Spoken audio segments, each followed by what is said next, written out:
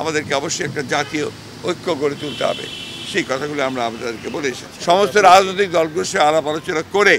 এই একটা জাতীয় ঐক্য সৃষ্টি করার ব্যাপারেও আমরা আহ্বান জানিয়েছি। অবিলম্বে যত দ্রুত সম্ভব রোড ম্যাপ দেওয়ার কথা আমরা বলে এসেছি, যে একটা রোড ম্যাপ অত্যন্ত জরুরি। 5 জন এসেছিলাম, আপনারা দেখেছেন যে আমাদের মির্জা আব্বাস সাহেব, জুলফিকার খান সাহেব, আমির খসরু সাহেব, সালাউদ্দিন সাহেব, আমরা প্রধান উপদেষ্টা এবং আরও 2-3 জন উপদেষ্টা ছিলেন, তাদের সঙ্গে আমরা কথা বলেছি। আজকে আমাদের আসার মূল উদ্দেশ্য ছিল যে সাম্প্রতিককালে যে উদ্ভূত পরিস্থিতি, বিশেষ করে গত কয়েকদিন ধরে যে আইন শৃঙ্খলা পরিস্থিতি, পরিস্থিতি এবং আপনার ছাত্রদের কয়েকটি কলেজের সমস্যা নিয়ে, এই বিষয়গুলো নিয়ে আমরা আমাদের যে দলের পক্ষ থেকে যে আমাদের উদ্বেগ, সেই উদ্বেগের কথা আমরা তাকে জানিয়েছি এবং আমরা আশা করেছি যে আমরা প্রধান উপদেষ্টা তিনি তার পরিষদ নিয়ে অতি দ্রুত এই বিষয়গুলোর শান্তিপূর্ণ সমাধানের ব্যবস্থা করবেন এবং দেশে যেন কোনো রকম অবস্থার সৃষ্টি না হয় যে সমস্যার মধ্যে দিয়ে বিভাজন সৃষ্টি হবে। এখন যেটা সবচেয়ে বেশি প্রয়োজন আমরা বলে এসেছি এই মুহূর্তে, সেটা সবচেয়ে বড় প্রয়োজন হচ্ছে জাতীয় ঐক্য। আমাদের সামনে এখন অনেক বড় চ্যালেঞ্জ রয়েছে, সেই চ্যালেঞ্জগুলোকে মোকাবেলা করার জন্য বিশেষ করে যারা বাংলাদেশের স্বাধীনতা সার্বভৌমত্বের প্রতি হুমকি হয়ে দাঁড়ায় অথবা এর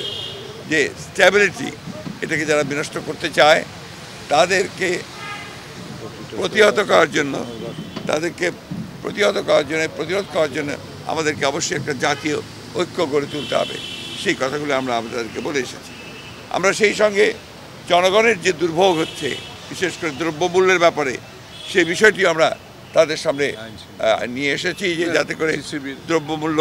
কমানোর জন্য কাজ করা যায় এবং টিসিবি ট্রাকগুলোকে আমরা বাড়ানোর জন্য বলে এসেছি, আর প্রতি এলাকা ভিত্তিক বাড়ানোর জন্য বলে এসেছি। আমরা বলেছি যে আপনার যে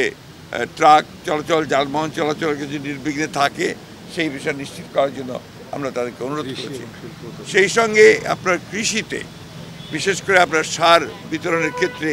যে সমস্যাগুলো আছে, সেই সমস্যাগুলো দূর করে এখনও আপনার সেই ফ্যাসিস্টদের দোসররা নিয়ন্ত্রণ করছে, সেগুলোকে আপনার মোটামুটিভাবে জনগণের পক্ষে যারা আছেন তাদেরকে নিয়ে আসা এবং এটাকে সহজ করার জন্য আমরা অনুরোধ করেছি যাতে ব্যবস্থা করা যায়। সেই সঙ্গে শিল্প উৎপাদনের ক্ষেত্রে আমরা বলেছি যে যেন আপনার এই নর্মাল যে আপনার অ্যাক্টিভিটি সেটা যেন চালু থাকে, বিশেষ করে শিল্পাঞ্চলে শ্রমিকদের বেতনের ক্ষেত্রে যেন কোনো আপনার বাধা সৃষ্টি না হয় এবং তারা যেন বেতন পান, তার জন্য প্রয়োজনে সরকারকে ঋণ দেওয়ার জন্য আমরা বলেছি যে বেশি করে ঋণ দিয়ে তাদেরকে ঠিক বেতনের ব্যবস্থা করতে হবে। আমরা আরেকটা বিষয় অত্যন্ত গুরুত্বপূর্ণভাবে বলে এসেছি হচ্ছে যে ইউনিয়ন পরিষদ যেগুলো এখনও আছে, এই ইউনিয়ন পরিষদগুলো বেশিরভাগ সময় সেই ফ্যাসিস্ট সরকারের আমলে জবরদস্তি নির্বাচন করে তাদের মতো করে নিয়ে এসেছিল। এটাকে অবিলম্বে আমরা মনে করি, যেহেতু সিটি কর্পোরেশন ভাঙা হয়েছে, পৌর কর্পোরেশনগুলো ভাঙা হয়েছে, উপজেলা ভাঙা হয়েছে, সুতরাং এটাকে ভেঙে দিয়ে পরবর্তী নির্বাচনের মধ্যে দিয়ে আসবে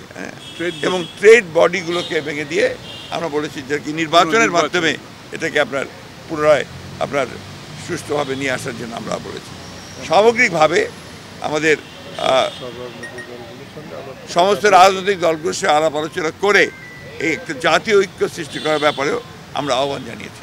আমরা সেই সঙ্গে আপনার এটাও বলেছি যে আমাদের নির্বাচন যেটা সবচেয়ে বেশি প্রয়োজন, সংস্কারগুলোকে আপনার সম্পূর্ণ করে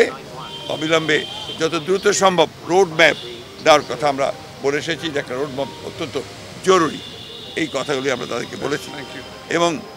প্রধান উপদেষ্টা এবং তার সঙ্গে যারা উপদেষ্টা মণ্ডলীর সদস্য ছিলেন তারা অত্যন্ত শান্তিপূর্ণভাবে মনোযোগ সহকারে আমাদের কথাগুলো শুনেছেন এবং আমরা বিশ্বাস করি যে তাগুলো গুরুত্ব দিয়ে তারা এটাকে প্রয়োগ করার ব্যবস্থা করবে। আরেকটা বিষয়, আমরা সমস্ত মামলাগুলো যেগুলো আমাদের সময় ফ্যাসিস্ট সরকার করেছিল, এই মামলাগুলোকে প্রত্যাহারের ব্যাপারে আমরা দ্রুততার সঙ্গে ব্যবস্থা গ্রহণ করার জন্য অনুরোধ করেছি।